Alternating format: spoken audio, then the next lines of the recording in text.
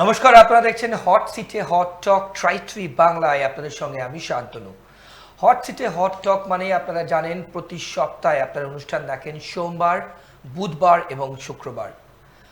আজকের পর্ব শুরু করবার আগেই আপনারা জানিয়ে রাখি হট সিটে হট টক নিয়ে আমাদের বেশ কিছু এপিসোডে প্রচুর মানুষজন আপনারা বিভিন্ন কিছু জানতে চেয়েছেন, কমেন্ট করেছেন এবং আমরা পরবর্তী পর্বে কিছু কিছু প্রশ্ন আমরা দেখেছি, সেইগুলো নিয়ে আপনাদের সঙ্গে ইন্টারাক্ট করব। আপনারা যা জানতে চেয়েছেন বেশ কিছু মানুষজন, আমরা চেষ্টা করব আমাদের পরবর্তী পর্বে এই সপ্তাহের দিকে আমরা সেগুলোকে নিয়ে একটা পর্ব আপনাদের সামনে তুলে ধরবো। কিন্তু আজকের পর্ব আমরা কিন্তু এক্সক্লুসিভলি রাখছি তিনটে পার্ট নিয়ে, যে তিনটে পার্ট এই মুহূর্তে বঙ্গ রাজনীতিতে অর্থাৎ এই রাজ্যে অন্যতম গুরুত্বপূর্ণ হতে যাচ্ছে।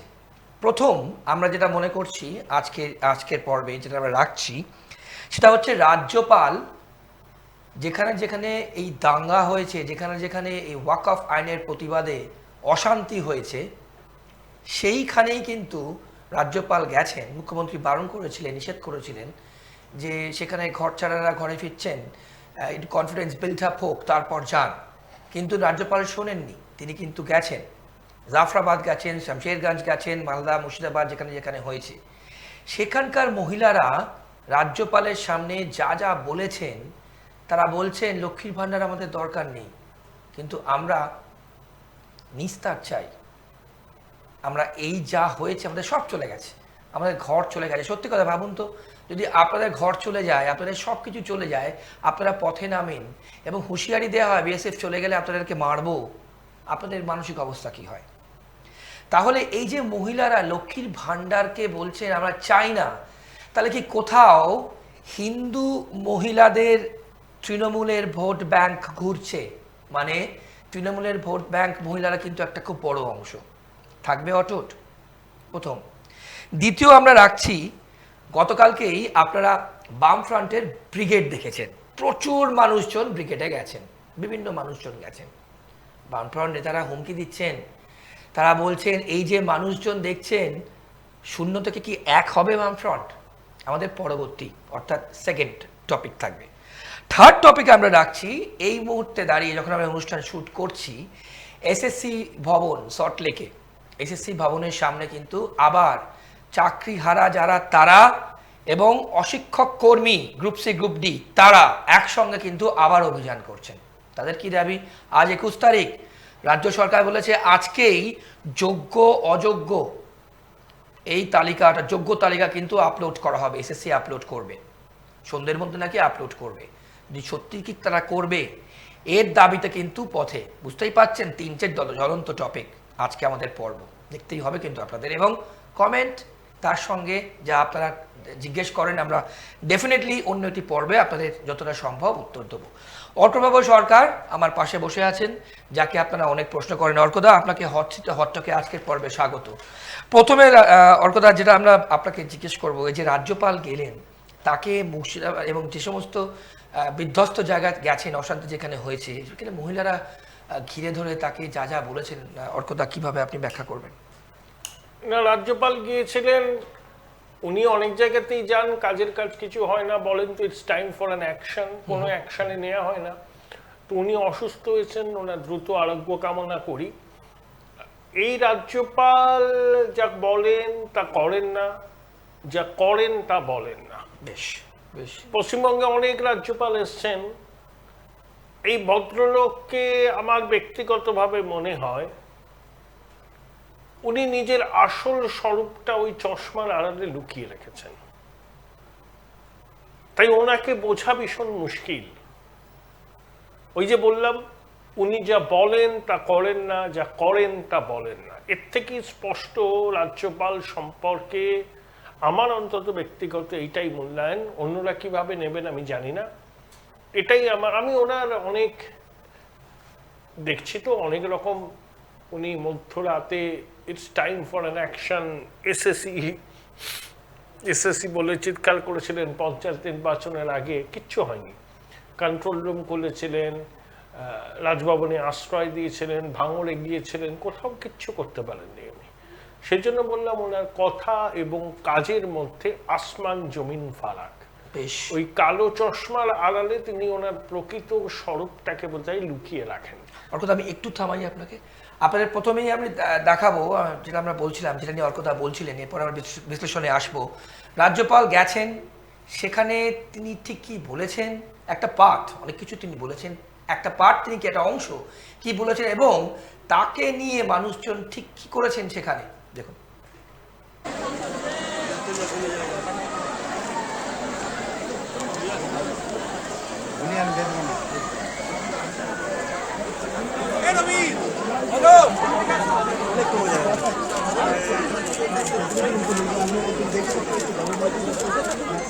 Bring the situation back to normalcy at the earliest, and also to establish peace in society.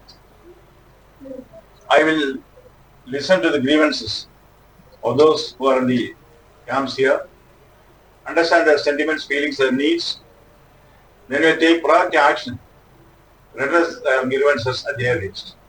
Let me first go and share the experience of those who are in the camp, then I will give my comment. অর্কদা, আপনি যেভাবে বলছিলেন এটা একটা অংশ আমরা দেখালাম। না, আমি তো বললাম তো, উনি তো অনেক জায়গায় যান, অনেক কথা বলেন, বাস্তবে কিছুই হয় না। ওই কথায় ও কাজে বিস্তর অসঙ্গতি ভদ্রলোকের।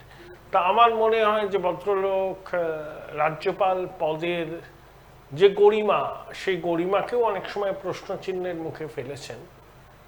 এখন দেখা যাক, উনি সুস্থ হয়ে উঠুন, তারপরে রাজনীতি এবং তার কাজের মূল্যায়ন নিয়ে বিশ্লেষণ করা যায়। একদম, আমরা চাই উনি দ্রুত সুস্থ হন এবং ওনার বাইপাস সার্জারি হবে, যেমনটা খবর পাওয়া যাচ্ছে। এই মুহূর্তে তিনি কমান্ড হাসপাতালে ভর্তি আছেন এবং অ্যাপোলোতে তাকে নিয়ে আসা হবে, এবং আমরা চাই তিনি সুস্থ হয়ে উঠুন। কিন্তু যেটা ইন্টারেস্টিং পার্ট অর্কদা, সেখানকার মহিলারা কিন্তু বলছেন, সংবাদ মাধ্যমে আপনারা দেখেছেন সেই ছবি, যে লক্ষ্মীর ভাণ্ডার দরকার নেই, আমরা কিন্তু চাই এই যে বর্তমান অবস্থায় আছে লক্ষ্মীর ভাণ্ডার সরকারের পরিবর্তন চাই বলছেন। সে ওনারা কারা বলছেন আমি জানি না। সরকারের পরিবর্তন যদি হয় সেটা মানুষ করবেন। আমি যদি বলি ওনাদেরও পশ্চিমবঙ্গের প্রতিনিধি তো করেন, হ্যাঁ, এটা একটা ফিলিংস ওনাদের আছে যে সরকারটাকে পরিবর্তন করতে হবে, আইন শৃঙ্খলা নিরাপত্তা আগে, লক্ষ্মীর ভাণ্ডার পরে। এটা হতেই পারে, এটা খুব স্বাভাবিক। এবং লক্ষ্মীর ভাণ্ডার দিয়ে মহিলা ভোটারদের একটা বড় অংশের সমর্থন তৃণমূল পেয়েছিল, কিন্তু লক্ষ্মীর ভাণ্ডারের সুবিধা প্রতিটা নির্বাচনে তৃণমূল পাবে না। ওটা পেয়েছে, তিনটে নির্বাচনে পেয়েছে। চতুর্থবার একই সুবিধা তৃণমূল পাবে বলে আমার মনে হয় না, কারণ লোকে জেনেই গেছে যে লক্ষ্মীর ভাণ্ডারটা দেয় সরকার, এবং বিজেপিও বলছে তো আমরা অন্নপূর্ণার ভাণ্ডার দেব। আগে মাতৃশক্তির নিরাপত্তা, কি বলবো আর কি, তাদের পরিবারদের নিরাপত্তা, তাদের সম্পত্তির নিরাপত্তা, এগুলো প্রাথমিক। এবং সেক্ষেত্রে মুর্শিদাবাদের প্রশাসন, সরকার নিদারুণভাবে ব্যর্থ। মুখ্যমন্ত্রী বললেন যে বহিরাগতরা আক্রমণ করেছে, বিজেপি লোক ঢুকিয়েছে, বিএসএফ পয়সা দিয়ে ছেলেদের 5,000 টাকা করে দিয়ে ইট ছুড়িয়েছে। তা মুর্শিদাবাদের জঙ্গিপুর পুলিশ জেলা সুপার আনন্দ রায় বললেন 153টা এফআইআর রয়েছে, 252 জন গ্রেপ্তার হয়েছে, তার মধ্যে 99% হচ্ছে ওই অঞ্চলের লোক। 2 জনকে বাইরে থেকে গ্রেপ্তার করেছে, তাদের মধ্যে একজন উত্তর দিনাজপুরের লোক। তাহলে মুখ্যমন্ত্রী বললেন যে বিএসএফ পয়সা দিয়ে বাচ্চাদের ডিম ছুড়িয়েছে। ওনার তো পুলিশ সুপার সম্পূর্ণ অন্য কথা বলছেন। কে সত্যি বলছেন? মুখ্যমন্ত্রী বলছেন না পুলিশ সুপার বলছেন? এই প্রশ্ন তো আসবেই। হ্যাঁ, এই প্রশ্ন জনমানসে আসবে, কার কথাটা ঠিক ধরে নেব? প্রশাসনিক প্রধান যিনি বিএসএফ এর দিকে আঙুল তুললেন, বিজেপি আরএসএস এর দিকে আঙুল তুললেন, নাকি জঙ্গিপুর পুলিশ জেলা সুপার আনন্দ রায় যিনি বলছেন না না কোনো বহিরাগত নেই, 99% স্থানীয়, আর 2 জন আছে তারা উত্তর দিনাজপুরে। বেশ বেশ বেশ অর্কদা, আমরা পরের টপিকে যাওয়ার আগে দুটো জিনিস আপনাকে খুব সংক্ষেপে জিজ্ঞেস করি। তাহলে হিন্দুত্ব নিয়ে যা চলছে এই মুহূর্তে, ধর্ম নিয়ে, পোলারাইজেশন নিয়ে, তাহলে কি হিন্দু মহিলারা তৃণমূলের থেকে মুখ ফেরাতে শুরু করেছেন? খুব ইন্টারেস্টিং। কিছু হয়তো এখনো বলা যাবে না। অনেকেই এবার মনে করছে যে লক্ষ্মীর ভাণ্ডার তো ঠিক আছে, আমার নিজের ধর্ম রক্ষাটাও প্রায়োরিটি, আর সেটা যদি তারা মনে করেন তাহলে তৃণমূলের হিন্দু ভোটেও বড় রকমের ধস নামতে পারে। বেশ, ওকে, আমরা পরবর্তী যে টপিক নিয়ে অর্কদার বিশ্লেষণ নেব সেটা হলো এসএসসি।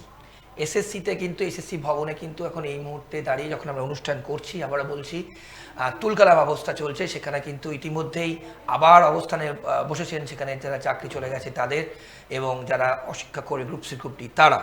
এখন প্রশ্ন হচ্ছে, আজকে 21 তারিখ, আজকে কিন্তু যোগ্যদের নাম অর্থাৎ লিস্ট আপলোড করবে এসএসসি। অর্কদা, যদি এসএসসি আপলোড করবে, প্রথম কথা বলবো আজকে পারবে, আজকে ডেডলাইন বলেছেন তো পারবে, সন্ধ্যেবেলা করবেন, খুব ভালো কথা। সেই তালিকাটা যেন চূড়ান্ত তালিকা হয় এবং অযোগ্যদের তালিকাটাও প্রকাশ করতে হবে এবং অযোগ্যদের বেতন বন্ধ করতে হবে এবং তারা যাতে আর স্কুল চত্বরের ধারপাশ দিয়ে ঘেঁষতে না পারে সেটা নিশ্চিত করতে হবে এবং মিরর ইমেজটাকেও প্রকাশ করতে হবে।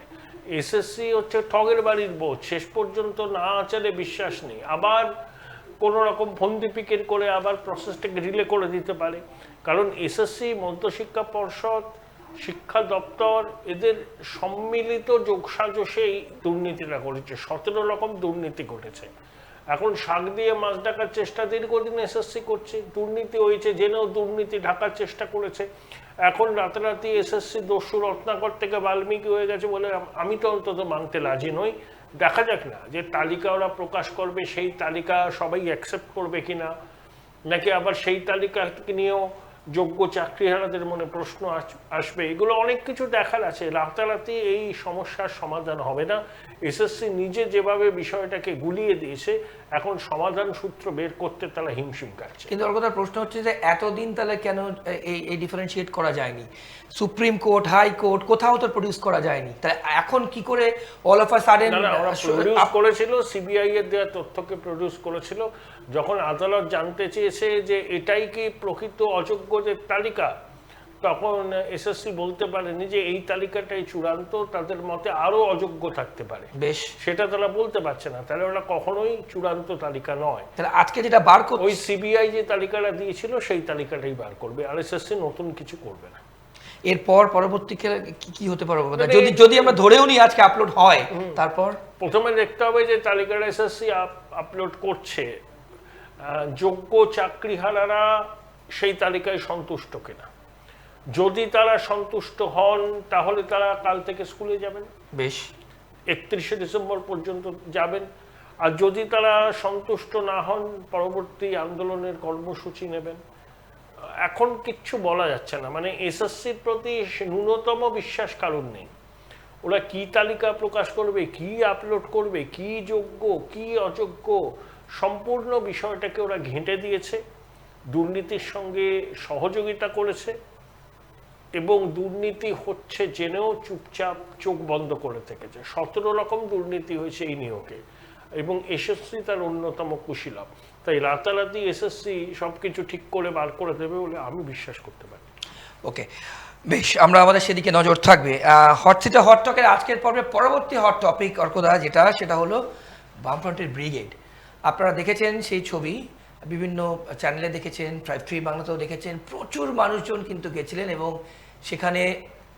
সেখানকার বামফ্রন্টের যারা সিপিএমের যারা ডিওয়াইএফআই যারা নেতা নেত্রী, তার মধ্যে অন্যতম হচ্ছেন মোহাম্মদ সেলিম। তিনি শুভেন্দু অধিকারীকে কি বলেছেন, মুখ্যমন্ত্রীকে কি বলেছেন, সবটাই আপনারা শুনেছেন, জেনেছেন। এবং ধর্ম নিয়ে রাজনীতি করছে কেন্দ্রীয় সরকার এবং তার সঙ্গে সঙ্গে রাজ্য সরকারের দুর্নীতি।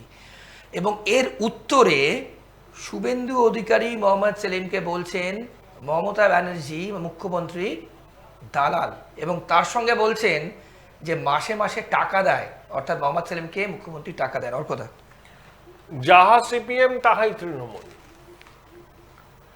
বিশেষ কিছু পার্থক্য নেই। সিপিএম প্রচুর লোকজন জড়ো করেছে, ওরা এরকম ব্রিগেড সমাবেশ করে, লোকও হয়, ভোট হয় না। এবার আরো ওদের রক্তক্ষরণ হবে, 2-2.5% ভোট পাবে। এত লোক প্রতিবারই হয়, ও বিভিন্ন জায়গা থেকে, ও যত লোক এসছে তত লোক সিপিএমকে ভোট দেবে না। সিপিএম এর ওবিচুয়ারি লেখার সময় তো অনেকদিন আগেই হয়ে গেছে। অনেকে এখনো ভাবছেন সিপিএম ঘুরে দাঁড়াবে, কোনোদিনই ঘুরে দাঁড়াবে না। যেখান থেকে বামপন্থীরা যায় সেখানে আর কোনোদিন ফিরে আসে না। এবং এই সিপিএম হচ্ছে তৃণমূলের বিটিং। আমি বললাম যাহা সিপিএম তাহাই তৃণমূল, এবং যা লোক হয়েছে সেই ভোটও সিপিএম অনেক জায়গায় পাবে না। বিভিন্ন জায়গা থেকে তারা লোক নিয়ে এসছে, প্রশাসনের মদত ছিল, প্রশাসন সর্বতভাবে সাহায্য করেছে। এই লোকেরা নিজের এলাকায় ঘর থেকে বেরিয়ে সিপিএমটা করেন না, জেলা শহরে কলকাতা শহরে এসে তারা মিটিং মিছিলে অংশ নেন।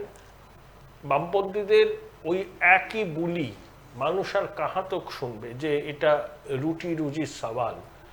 আরে রুটি রুজির সওয়াল তো আছেই, এটা তো চিরন্তন সত্য, কিন্তু ধর্ম তো রক্ষা করতে হবে। ধর্ম যদি রক্ষা না করতে পারি তা রুটি রুজির সওয়াল কোত্থেকে আসবে? এবং প্রশ্ন হচ্ছে বামপন্থীরা আবার নতুন করে কি কারণে রুটি রুজির কথা বলছেন? 34 বছর ধরে ওরা বাংলাকে শাসন করেছেন, তখনও যে কথা বলছেন এখনো সে কথা বলছেন। বলছে বিজেপি ধর্মীয় তাস খেলছে, তৃণমূল দুর্নীতি করছে, ইত্যাদি ইত্যাদি।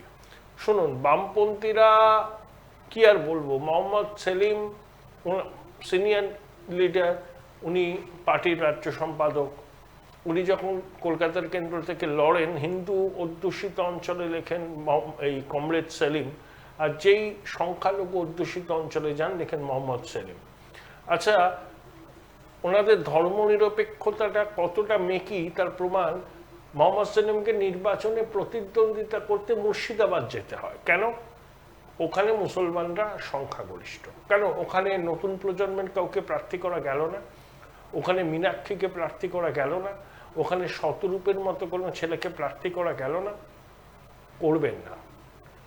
সংখ্যালঘু অধ্যুষিত অঞ্চলে নিজে গিয়ে দাঁড়ালেন, ভাবলেন যে ওনার ধর্মীয় পরিচয়টাকে সামনে রেখে লড়লে পরে মুসলমানদের সমর্থনটা তিনি নিশ্চিত করলেন। পেয়েছিলেন প্রচুর ভোট, কিন্তু ওই জঙ্গিপুর থেকে খালিলুর রহমানই জিতলেন, মুর্শিদাবাদ থেকে তৃণমূল জিতল, সব জায়গা থেকে।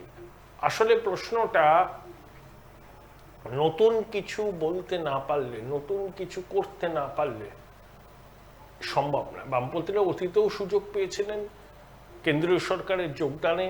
তারা যদি যোগদান করতেন, তাদের পলিসিগুলো রূপায়ণ করার সুবিধা থাকতো। ওনারা কোনোদিন কেন্দ্রের সরকারে যাবেন না, বাইরে থেকে সমালোচনা করবেন, সমর্থন বিনিময়ে পাওয়ার উইদাউট রেসপন্সিবিলিটি এনজয় করবেন। সেসব দিন চলে গেছে। পশ্চিমবঙ্গে বামপন্থীদের দুর্দশা এতটাই প্রকট যে নতুন ছেলেমেয়েগুলোকে সামনে নিয়ে আসছে তারা প্রত্যেকে ভালো ছেলেমেয়ে, লেখাপড়া জানা ছেলেমেয়ে, চকচকে ছেলেমেয়ে, কিন্তু যে আদর্শের কথা তারা বলছে সেই আদর্শকে গ্রহণ করার লোক নেই। এবং বামপন্থী ভোটারদের একটা অংশ আছে যারা বিজেপিকে ভয়ঙ্কর রকম ভয় পায়, তাদের একটা অংশ তৃণমূলকে ভোট দেবে, আগেও দিয়েছে। মানে বামফ্রন্টের একটি অংশ আপনি বলছেন তৃণমূলকে ভোট দেবে, যারা বিজেপিকে প্রচন্ড ভয় পায়। বেশ। আর যারা মনে করে যে তৃণমূলকে হটানোই একমাত্র লক্ষ্য, সেটা এখন বামপন্থীরা পারবে না, তারা বিজেপি সেটা পারে, তারা বিজেপিকে ভোট দেবে। মানে আবার সে বামের ভোট রামে, বামের ভোট তৃণমূলেও যাবে, বামের ভোট বিজেপিতেও যাবে। তাহলে লাভবান কে হবে আর কথা? অবশ্যই বিজেপি লাভ। বামের ভোট তৃণমূলে যতটা যাবে সেটা বেশি না, ম্যাক্সিমামটা যাবে বিজেপি। এটাই, ওদের কিচ্ছু নেই। ওরা 100টা ব্রিগেড করুক না, 0 থেকে 1-এ পৌঁছতে কয়েক দশক লেগে যেতে পারে। আচ্ছা, বেশ। ওর কথা তাহলে তাহলে শুভেন্দু অধিকারী যেটা বলছেন যে মোহাম্মদ সেলিম মমতার দালাল, কোট আনকোট, এবং এটা বলছেন যে মাসে টাকা নেন, ওরা শুভেন্দু তাহলে বলতে আপনি বলছেন তৃণমূলের বি টিম সিপিএম রাজনৈতিক ভাবে না, সেটাই ওদের কাণ্ড কারখানা তো অনেকটাই তৃণমূলের এতে। একটা বিষয় নিয়ে তো রাজনীতি করছে না। ওরা বোধহয় বললো বিজেপি তৃণমূল, এখনো সেই তত্ত্বতে অনড় আছে। ওরা বিজেপি বিরোধিতার নামে তৃণমূলের হাতকেই শক্ত করছে। বিজেপি বিরোধিতার নামে তৃণমূলের হাতকে শক্ত করছে। বেশ। হ্যাঁ, এবং বিভিন্ন জায়গায় যে আসনগুলোতে মার্জিনাল জয় পরাজয়ের মার্জিন খুব কম হয়, সেখানে সিপিএম প্রার্থী দিয়ে মমতা বিরোধী ভোটের একটা অংশ নিয়ে নিচ্ছে, খুব অল্পই নিচ্ছে, কিন্তু তাতে জয় পরাজয় নির্ধারণ হয়ে যাচ্ছে। এতেই ওদের আনন্দ। মানে এটা 2026-ও আপনি বলছেন চেষ্টা করবে। এবার ওরা এক্সপোজ হয়ে গেছে, তো 24-এ করেছে, 21-এ করেছে, ওরা জানে ওরা কিন্তু জিততে পারবে না। ওরা চাইছে বিজেপিকে আটকাতে। সেই জন্য মার্জিনাল সিটগুলোতে ওরা ভোট কাটবার চেষ্টা করবে, এবং ওরা যাতে ভোট কাটতে পারে তৃণমূলও চাইবে, তাহলে তৃণমূলের সুবিধা। তৃণমূল বিরোধী ভোটের একটা অংশ যদি বামপন্থীরা পায়, তাহলে সেই ভোটটা বিজেপিতে গেল না, নেক টু নেক ফাইটে তৃণমূল উপকৃত হবে। আমি সেই আসপেক্টেই বললাম যে তৃণমূলকে সুবিধা করার জন্য ওরা মাঠে নামবে। মুখে বড় বড় সেক্ষেত্রে আপনি কথা বলবে। বি টিম হিসেবে সম্বোধন হ্যাঁ। করছেন। ওকে, বেশ খুব ইন্টারেস্টিং আপনারা শুনলেন। অর্থাৎ আমরা শেষ টপিকে যাব। সংখ্যালঘু তোষণ কিন্তু তৃণমূল করে, এরকমই একটা এজেন্ডা ন্যারেটিভ বিজেপি সামনে আনছে, আপনারা প্রত্যেকে জানেন। সেই ক্ষেত্রে অনেকে কিন্তু বলতে শুরু করেছেন সংখ্যালঘুরাও কিন্তু মুখ্যমন্ত্রীর চাল ধরে ফেলেছেন। আর দৌড়ে তো পেলেছেন। সংখ্যালঘুদের বিজেপি নামক জুজু দেখানো হচ্ছে, ইমাম মুয়াজ্জিমদের ভাতা, কিছু স্কলারশিপ আর কিছু সরকারি চাকরিতে সুবিধা করে তাদেরকে পাইয়ে দেওয়া হচ্ছে। ওবিসি সার্টিফিকেটে সংখ্যালঘুদের ব্যাপক সংখ্যায় তালিকাভুক্ত করা যায়, এনে আদালতে মামলা চলছে, বাতিল হয়ে গেছে। আর কি করেছে? সংখ্যালঘু শিক্ষিত অংশ কজন মমতা বন্দ্যোপাধ্যায়কে সমর্থন করে? ইমাম মুয়াজ্জিমদের মাধ্যমে তৃণমূল মুসলমান ভাইদের মনে বিজেপি সম্পর্কে ভয়টা ঢুকিয়ে দেয়। তারা বলে যে তৃণমূলই পারবে বিজেপিকে আটকাতে, তোমরা ভোটটা দাও। সেজন্য মমতা বন্দ্যোপাধ্যায় মরিয়া হয়ে উঠেছেন সংখ্যালঘু ভোটটাকে 100% নিশ্চিত করার জন্য। তা সংখ্যালঘুর পূর্ণ মেরুকরণ হলে হিন্দুদেরও পূর্ণ মেরুকরণ হবে, এটাই নিয়ম। যতটুকু মেরুকরণ বাকি ছিল হিন্দুদের, সেটাও হয়ে যাবে। তৃণমূল সংখ্যালঘুদের পূর্ণ মেরুকরণ চাইছে, বিজেপিও হিন্দুদের পূর্ণ মেরুকরণ চাইছে, তো লড়াইটা এরকমই হবে। কিন্তু প্রশাসনের দুটো রূপ আমরা এই সংখ্যালঘু ক্ষেত্রে, যেখানে আইএসএফ যারা রাস্তায় নেমে প্রতিবাদ করছে তাদেরকে তৃণমূলের বিরুদ্ধে এখনো আছে বলে আইএসএফ এর মিটিং মিছিলে পুলিশ বাধা দিচ্ছে। সিদ্দিকুল্লাহ চৌধুরী তৃণমূলের সঙ্গে আছে বলে তাকে রেড কার্পেট দিয়ে সম্বর্ধনা জানায়। এগুলো আবার নওশাদ সিদ্দিকী যদি তৃণমূলের ছাত্রের তলায় চলে আসেন, তাহলে একই রকম ট্রিটমেন্ট পাবেন নওশাদ, যেটা সিদ্দিকুল্লাহ এনজয় করছেন। বেশ, তাহলে যদি আমরা সাম আপ করি অর্কদা, তাহলে প্রথমেই সব থেকে যেটা গুরুত্বপূর্ণ মহিলা ভোট ব্যাংক, যেটা আমরা শুরু করেছিলাম, যেটা তৃণমূলের সব থেকে একটা বড় অ্যাসেট, হিন্দু মহিলা ভোট ব্যাংক। অর্কদা, তাহলে আপনি মনে করছেন এই হিন্দুত্ব ইস্যু এবং যা হয়ে গেছে মুর্শিদাবাদ মালদায়, সেটা কিন্তু সুইং করতে পারে, লাভবান হবে, এতে বিজেপি লাভবান হবে, আরো হিন্দু ভোটের পোলারাইজেশন হবে, এবং হিন্দু শুধু তৃণমূলের নয়, বাম কংগ্রেসের হিন্দু ভোটারদেরও একটা অংশ এবার বিজেপিকে ভোট দেবে। খুব বড় স্টেটমেন্ট। বাম কংগ্রেসের হিন্দু ভোটার, মহিলা ভোটার আপনি বলছেন? মহিলা ভোটার, এমনি ভোটার দেবে এবার ভোট, বিজেপিকে দেবে। বেশ, আমাদের নজর থাকবে সেদিকে। অর্কদা, অনেক ধন্যবাদ আপনার সময়ের জন্য। আপনাদেরকে জানিয়ে রাখি, আপনারা দেখলেন হট টকের আজকে হট এপিসোড বলা যায়, কারণ আমরা যা যা পার্ট আজ কভার করলাম, যা যা বিষয় নিয়ে কথা বললাম, এসএসসি নিয়ে শেষ পর্যন্ত আজকে যদি এসএসসি আপলোড করে, অর্থাৎ যোগ্য তালিকা যদি আপলোড করে, তারপরের রিয়াকশন কি হবে, 31শে ডিসেম্বর পর্যন্ত তারা স্কুলে যেতে পারবে, সুপ্রিম কোর্ট এই নির্দেশ দিয়েছে, সেদিকে আমার নজর থাকবে। এখন প্রশ্ন হচ্ছে গ্রুপ সি এবং গ্রুপ ডি, তাদের তো স্টেলমেট হয়ে আছে, তাদের কোনো কিছু নেই, তারা কি করবে? তারাও কিন্তু আজকের এই আন্দোলনে সামিল হয়েছেন। এর সাথে রাজ্যপাল সুস্থ হয়ে উঠুন, এটাও আমরা চাইব। শামশেরগঞ্জ, মালদা, মুর্শিদাবাদ, জাফরাবাদ যা যা ঘটনা ঘটেছে, আমরা যেটা নিয়ে কথা বললাম, সেখানকার মহিলারা, অর্থাৎ সেখানকার হিন্দু মহিলারা, ঘর ছাড়া যারা, তারা ঘরে ফিরছেন, শান্ত হবে কি সেখানকার পরিবেশ? শেষমেশ লক্ষ্মীর ভাণ্ডার চাই না, আমরা পরিত্রাণ চাই। এই যে মহিলারা বলছেন রাজ্যপালকে ঘিরে, রাজ্যপাল অসুস্থ হয়ে পড়েছেন কলকাতায় ফিরে, তিনি সুস্থ হয়ে উঠুন, কিন্তু এর পরের এফেক্ট কী হতে যাচ্ছে? সুকান্ত মজুমদার কিন্তু আজ সে সমস্ত জায়গায় গেছেন এবং তার আপডেটও আপনারা পরবর্তীকালে পাবেন, এ নিয়ে আমরা পর্ব করব, আমাদের সেদিকে কিন্তু নজর থাকবে। শেষ কথা, আমি প্রতিটা পর্বেই বলি, আপনারাই ডিসাইড করবেন, মানুষ যারা অনুষ্ঠান দেখেন এবং যারা এত মানুষজন কমেন্ট করেন। আজকের পর্ব এই পর্যন্তই, আর অন্যান্য সব খবরের জন্য আপনার চোখ থাকুক ট্রাইবস টিভি বাংলার পর্দায়। নমস্কার।